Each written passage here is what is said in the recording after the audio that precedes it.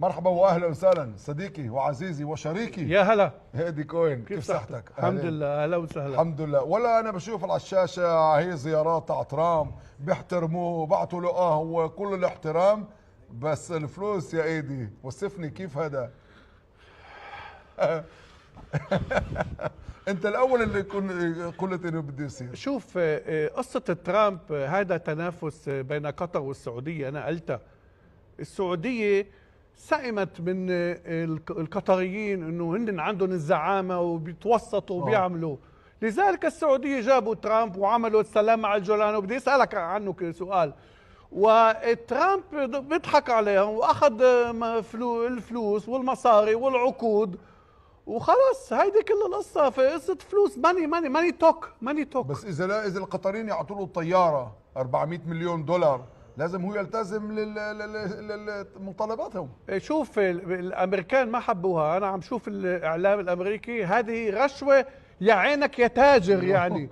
يعني هذه رشوه. بس انا اللي بدي اسالك سؤال، انت بتتذكر الفيديوهات اللي شفناهم الايغوريين والتركمان والشيشان بسوريا، تحرير القدس؟ أيوة. وسنصلي في القدس هذه اللي اجوا ينقذوا سوريا ونصرة لغزة. كيف هلا عم نسمع تطبيع؟ شو هذا؟ طلع. شو رايك انت؟ انا برايي انه ترامب قفز، ركض لاجتماع مع جولاني. لازم يكون شروط.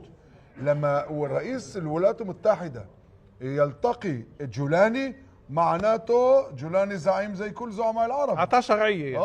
عطاه شرعيه. لازم اسمع، وقفوا وانظروا وشوفوا. جولاني لسه هو داعشي، وهو قتل العلويين بمذبحه ومذبحه الدروز، ولا واحد حكى معه على الموضوع. بيحكي ترامب جود جاي. يا عمي شو جود جاي؟ تعرف تاريخه كان مطلوب للولايات المتحده، خطأ.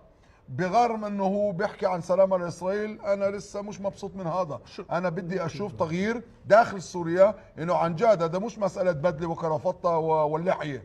الفكره الاسلاميه لسه موجوده في سوريا، وان شاء الله يتغير. فكر داعشي هذا. ايوه داعشي. ولهذا نحن الاسرائيليين لازم يعني انت لا تهرول للسلام مع الجولاني. اكيد، وبالعكس انا بدي مناطق داخل سوريا انه يكونوا منطقه امن لنا في اسرائيل. احتلال يعني. شو احتلال؟ فتح مش احتلال. شكرا شكرا حبيبنا. ايدي كوين. شكرا.